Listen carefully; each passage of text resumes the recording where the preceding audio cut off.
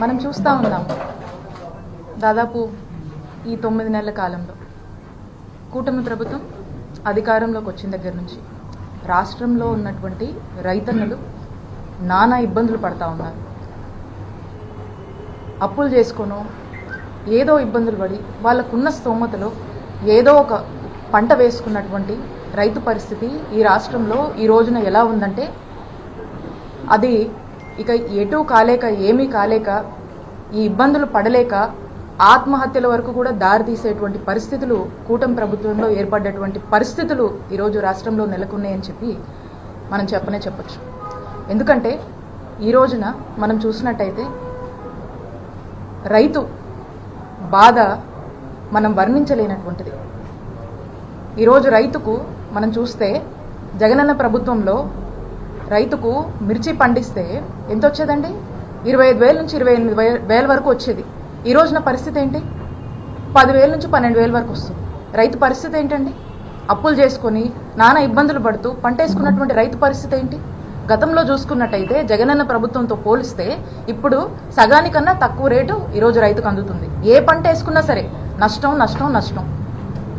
ఈ రోజున ఇలాంటి పరిస్థితిని అడ్రస్ చేద్దాము, ఈ పరిస్థితిని ప్రభుత్వం దృష్టికి తీసుకువెళ్దామని చెప్పేసి ex chief minister Shri YS Jaganmohan Reddy గారు ఏషియాలోని ద సెకండ్ లార్జెస్ట్ మార్కెట్ యార్డ్గా పేరొందినటువంటి మన గుంటూరు జిల్లా మార్కెట్ యార్డ్కి వచ్చి అక్కడున్నటువంటి వేల మంది రైతులు ఈ రోజున వాళ్ళ యొక్క గోడు వినిపించుకుందామని జగన్మోహన్ రెడ్డి గారిని కలుద్దామని చెప్పి అక్కడికి వచ్చినటువంటి రైతులు వారి యొక్క బాధ తెలియజేసుకుంటూ జగనన్న ప్రభుత్వం అప్పుడు మేము ఇంతో అంతో వలసపోయిన వాళ్ళం కూడా వెనక్కొచ్చి వ్యవసాయం చేసుకొని ఏదో ఒక పంట పండించుకొని మేము సంతోషంగా ఉన్నాం. ఈ 9 నెలల నుంచి వాళ్ళకు ఉన్నటువంటి దుస్థితిని వాళ్ళు జగన్మోహన్ రెడ్డి గారికి ఎక్స్ప్రెస్ చేస్తూ వాళ్లకు జరుగుతున్నటువంటి నష్టం గురించి వాళ్ళు చెప్పుకుంటూ ఉంటే మరి ఒకవైపున రైతన్నలు వాళ్ళ సమస్యలు చెప్పుకొని గతంలో జగనన్న ప్రభుత్వం ఉన్నప్పుడు రైతు భరోసా కేంద్రాలు పనిచేశాయి. విక్రయం నుంచి విత్తనం నుంచి విక్రయం వరకు కూడా మరి అలాంటి ఫెసిలిటీస్ ఒక సిస్టమ్ని తీసుకొచ్చి అవకాశాలు కల్పించి రైతుకు చేదోడుగా వాదోడుగా ఉన్నటువంటి జగనన్న ప్రభుత్వాన్ని కొనియాడుతూ ఈ రోజు ఉన్నటువంటి వాళ్ళ కన్నీటి గాథల్ని ఈరోజు జగన్మోహన్ రెడ్డి గారితో చెప్పుకుంటూ ఉంటే మరి ఈ కార్యక్రమాన్ని ముందుగానే ఇదొక ప్లాన్ చేసి ఈ కార్యక్రమం గురించి ఇక్కడ ఉన్నటువంటి ఆఫీసర్స్ అందరు నోటీసులు కూడా పెట్టి జగన్మోహన్ రెడ్డి గారు రైతులకు అండగా ఉండి వారి యొక్క బాధను ప్రభుత్వం దృష్టికి తీసుకువెళ్ళాలి, ప్రజలు సమస్యల్లో ఉంటే ఒక ప్రతిపక్ష నాయకుడిగా ఈరోజు జగన్మోహన్ రెడ్డి గారు గుంటూరుకు వస్తే ఏం జరిగిందంటే చూస్తున్నారు మీరందరూ. పోలీసుల బాధ్యత ఏంటండి? కాన్స్టిట్యూషన్ పద్ధతిలో కూడా వాళ్ళు పనిచేయాల్సినటువంటి అవసరం పోలీసులది. ఈరోజు కేవలం ఒక టీడీపీ పార్టీ కోసం పనిచేస్తున్నట్టుగా వాళ్ళ యొక్క వైఖరి ఈరోజు మనకు అర్థమైంది.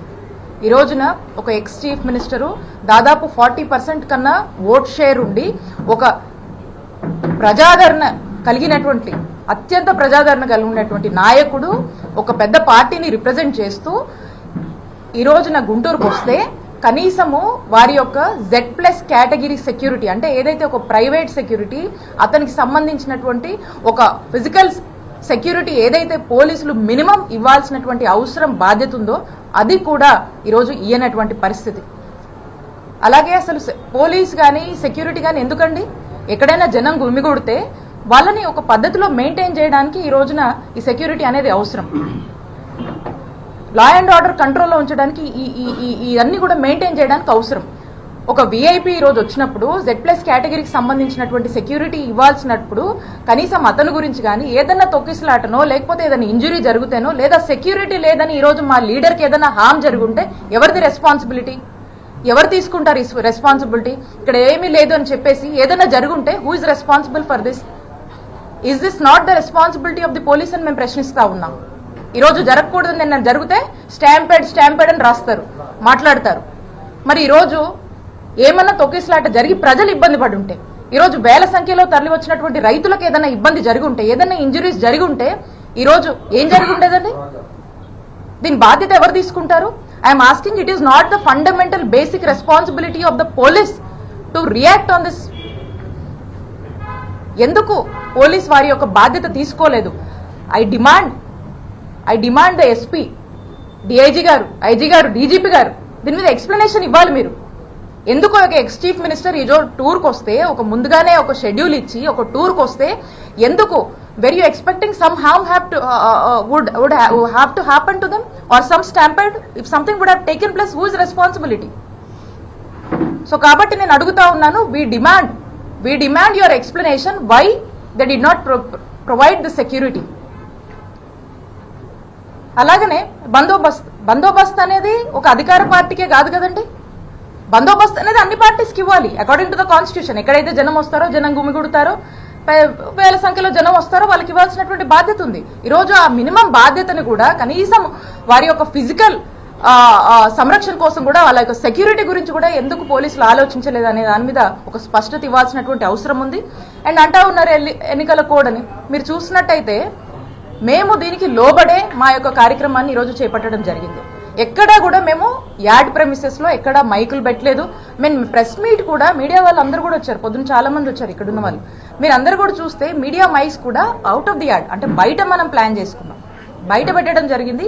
మీడియాని కూడా జగన్మోహన్ రెడ్డి గారు బయట యాడ్ ప్రెమిసెస్లో అడ్రస్ చేయడం జరిగింది. ఎక్కడ కూడా వైలేషన్ లేదు. అండ్ మోర్ ఓవర్ మీ అందరికి కూడా తెలుసు, ఇక్కడ వైఎస్ఆర్ కాంగ్రెస్ పార్టీ ఈ ఎన్నికలకు దూరంగా ఉంది. We are not participating in this election. So మేము క్లియర్గా చెప్పాం, ఎక్కడ మా వంతు ప్రచారం కూడా లేదు, ఏమీ కూడా లేదు. అయినా కూడా ఈరోజు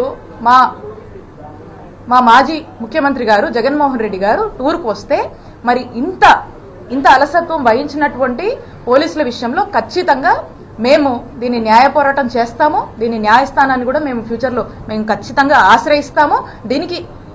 దీనికి ఎక్స్ప్లెనేషన్ ఇవ్వాల్సినటువంటి బాధ్యత ఈ అధికార పార్టీకి సంబంధించినటువంటి, కూటమి ప్రభుత్వానికి సంబంధించినటువంటి హైయర్ అఫీషియల్స్ ఎవరైతే ఉన్నారో పోలీస్ వారికి మేము డిమాండ్ చేస్తున్నామో మీరు ఖచ్చితంగా దీని ఎక్స్ప్లెనేషన్ ఇవ్వాల్సినటువంటి బాధ్యత మీ మీద ఉంది.